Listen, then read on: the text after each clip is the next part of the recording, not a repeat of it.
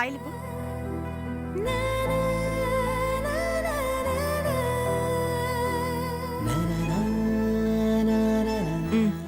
మీకేం భయం లేదండి.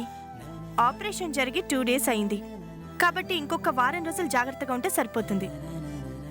జ్యూసెస్ ఎక్కువగా తాగుతూ ఉండండి. మీ చలవ వల్లే బాగున్నానమ్మా. పెద్దవారండి, అలా దండం పెట్టొద్దు. మీరు ధైర్యంగా ఉండండి. నమస్కారం మేడం. It's okay. ఎలా ఉంది ఇప్పుడు? పర్వాలేదమ్మా. భోంచేశారా? తిన్నాను మేడం. ఇచ్చిన టాబ్లెట్స్ అన్ని టైం టు టైం వేసుకుంటున్నారా? వేసుకుంటున్నాను మేడం.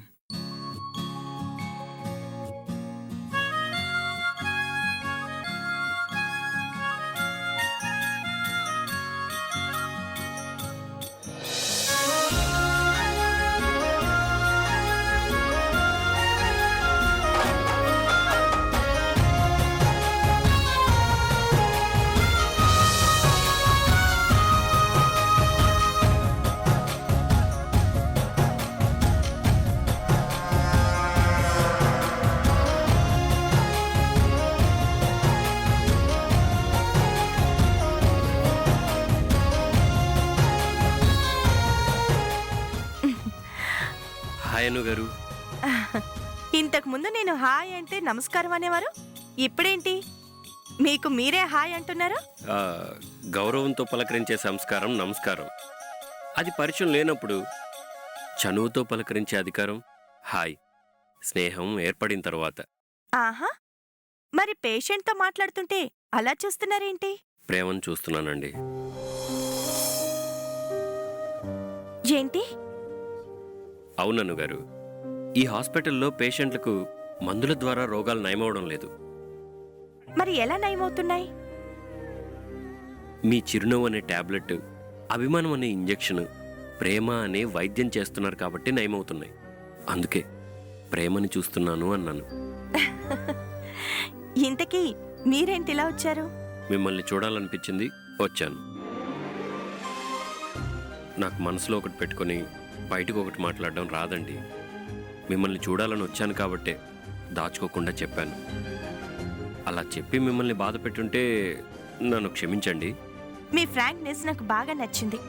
అలా మనసులో దాచుకోకుండా చెప్పడమే మంచి పద్ధతి. అయితే నా మనసులో ఇంకొకటి కూడా ఉంది, దాచుకోకుండా చెప్పేయమంటారా? ఏంటది? నాకు కాఫీ తాగాలనుంది. దానికి హాస్పిటల్కి రాకూడదండి, రెస్టారెంట్కి వెళ్ళాలి. మీలో మంచి డాక్టరే కాదు, హాస్యం కూడా ఉందన్నమాట. నాకు కాఫీ తాగాలనుంది ఒక్కడే కూర్చొని గాల్లో చూస్తూ కాదు, మిమ్మల్ని చూస్తూ మీతో కలిసి తాగాలనుంది. అనుగారు అనుగారు అనుగారు, నువ్వు ఇంకేమన్నా చెప్పాలా? ఇంకేమన్నా అబద్ధం చెప్పాలనుకుంటే చెప్పేయి. నేను చూడాలనుకుంటున్నాను నన్ను మోసం చేయడానికి నువ్వు ఎంత నీచానికి దిగజారగలవు అని. ఎందుకు ఆలియా, ఎందుకు నువ్వు ఇలా చేసావు? నీకు తెలుసు కదా నానమ్మ తర్వాత నీ ఒక్కదానిని కదా నేను పూర్తిగా నమ్మేది. ఏమన్నావు నువ్వు?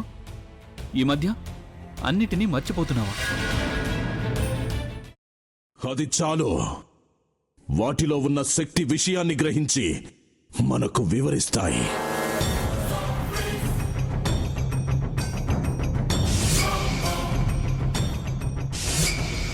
ఎవరు ఆ దండ విప్పొద్దు, గది తలుపులు తెరవద్దు.